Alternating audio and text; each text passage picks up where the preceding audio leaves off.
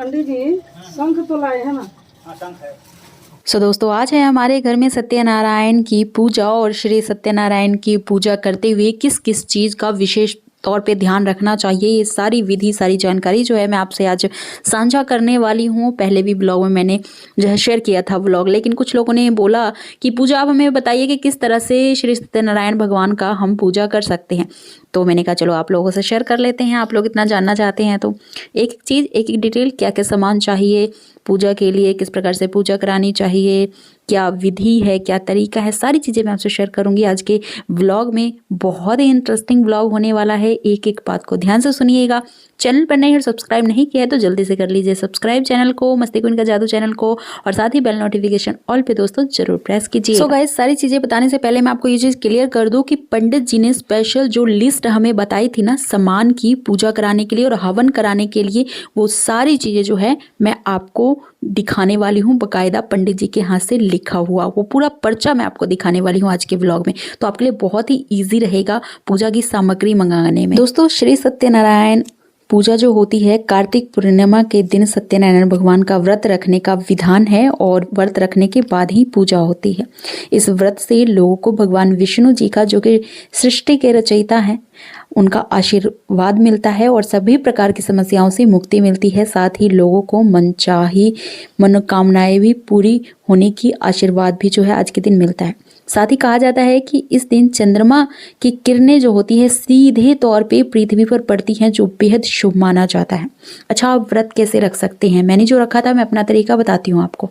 अगर आप भूखे पेट नहीं रह सकते हो, आपको कोई बीमारी है या कुछ है, आप भूखे नहीं पेट रह सकते हो, तो आप पूजा से पहले जो है बिना नहाए थोड़ा बहुत फ्रूट खा सकते हो, या फिर बादाम ले सकते हो, ड्राई फ्रूट ले सकते हो, जो भी आप खा सकते हो, फलहार जिस तरह से होता है ना वो कर सकते हो। आप जो भी व्रत में खाते हैं वो खा सकते हो। और या फिर आप पंडित जी से, जिस पंडित जी से आप पूजा करवाओगे घर में, उनसे आप कंफर्मेशन ले सकते हो। तो मैंने पंडित जी से पूछा था, मैं खाली पेट नहीं रह सकती, तो मैंने जो है मूंगफली गिरी खाई थी और साथ ही मखाने खाए थे और थोड़ा सा दूध पी लिया था, बस इतना ही। और 11:30 बजे जो हमारी पूजा स्टार्ट हो गई थी। तो आप सुबह भी पंडित जी को टाइम दे सकते, बुला सकते हो, और जब दोपहर को भी, जो भी आपका मुहूर्त हो उस हिसाब से। हर पूर्णिमा के दिन जो है आप पूजा करवा सकते हो, या बृहस्पतिवार को जो है आप ये पूजा करवा सकते हो। वैसे तो सबसे ज्यादा शुभ जो माना जाता है वो माना जाता है पूर्णिमा के दिन, क्योंकि कार्तिक पूर्णिमा का दिन जो होता है श्री हरि विष्णु जी की पूजा के लिए समर्पित है। इस दिन पर लोग सत्यनारायण भगवान के लिए व्रत रखते हैं। ऐसा माना जाता है दोस्तों कि सत्यनारायण व्रत करने से लोगों को भगवान विष्णु जी का आशीर्वाद तो मिलता ही मिलता है और सभी प्रकार की समस्याओं से मुक्ति मिलती है, रोगों से मुक्ति मिलती है।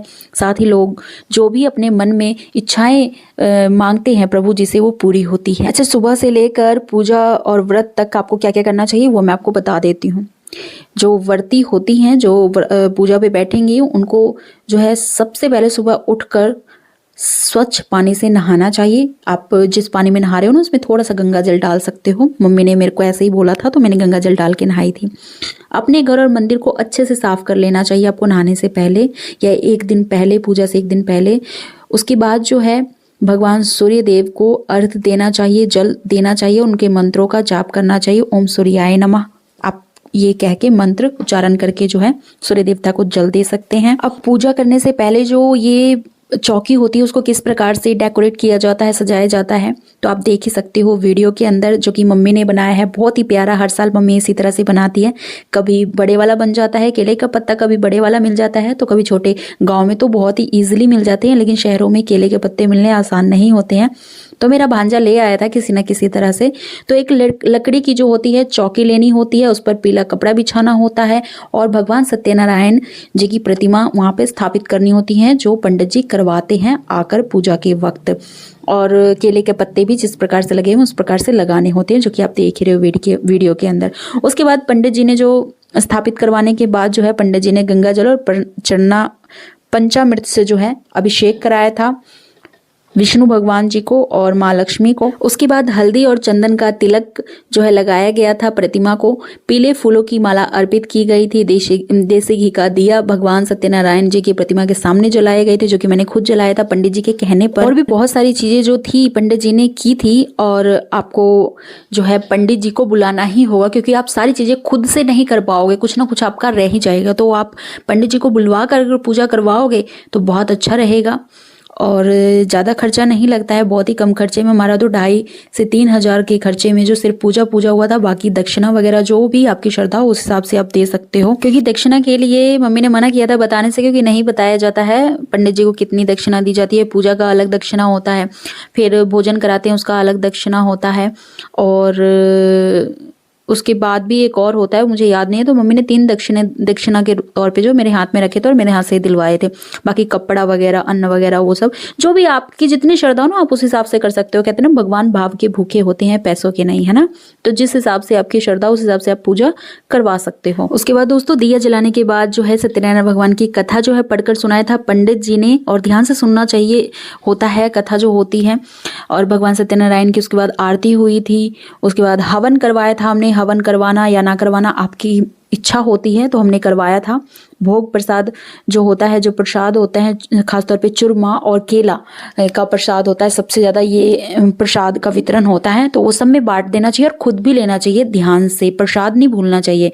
प्रसाद खाने के बाद अपने व्रत का जो पारण होता है वो करना चाहिए, और शुद्ध भोजन के साथ करना चाहिए। इस शुभ दिन पर जो है किसी भी तामसिक भोजन, जैसे कि लहसुन प्याज हो गया या बाहर का खाना हो गया, नहीं खाना चाहिए।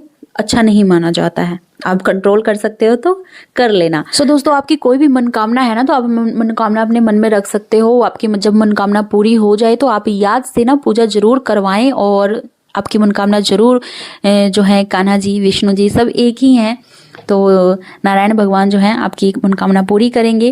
तो आप करवा के देखना, आपको बहुत ज़्यादा जो है शांति मिलेगी, खुशी मिलेगी। ये प्रसन्नता, ये खुशी जो है अलग ही है। तो गाइज, पूजा वगैरह होने के बाद पंडित जी को विदा करने के बाद मैं सीधा गौशाला चली गई थी। उसका व्लॉग मैं बाद में डालूंगी।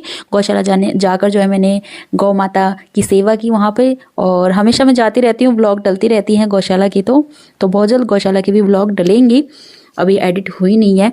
तो दोस्तों, उम्मीद है आप सबको जो है व्लॉग पसंद आई होगी। चैनल को सब्सक्राइब नहीं किया है तो कर लीजिएगा सब्सक्राइब, और साथ ही बेल नोटिफिकेशन ऑल पे जरूर प्रेस कीजिएगा। वीडियो को शेयर जरूर कीजिएगा। और दोस्तों, कुछ भी मैंने गलत बोला हो या कुछ मुंह से गलत शब्द निकल गए हो तो उसके लिए माफ़ी चाहूँगी, क्योंकि कई बार होता है कि मुंह से जब हम कोई बात करते हैं तो कई बार गलत निकल जाती हैं। पूजा पाठ के शब्द कई बार हमें पता नहीं होते कहाँ पर क्या बोलना है, तो नादान समझ के माफ़ कीजिएगा अगर कुछ गलत बोला हो तो। सो दोस्तों, मैं पूजा फिर से मिलती हूँ नेक्स्ट व्लॉग में। तब तक के लिए bye bye and thank you for watching us. Radhe Radhe, जय श्री कृष्ण। उमापति महाभक्तन की जय। चलो ये भज मन नारायण नारायण नारायण। ये यही इसमें डालूं, ये यही रहने दो, यही रहने दो, यही रहने दो। ये आप माता जी हाँ ये नहीं, मैं तो उठती हूँ। हाँ आप उठेंगे वहीं पर हवन को आ जाएगा। तो बाकी कैसे बैठेंगे फिर? उधर से बैठेंगे ना सब लोग, बैठ जाएंगे। हाँ बैठे नहीं पड़ेगा।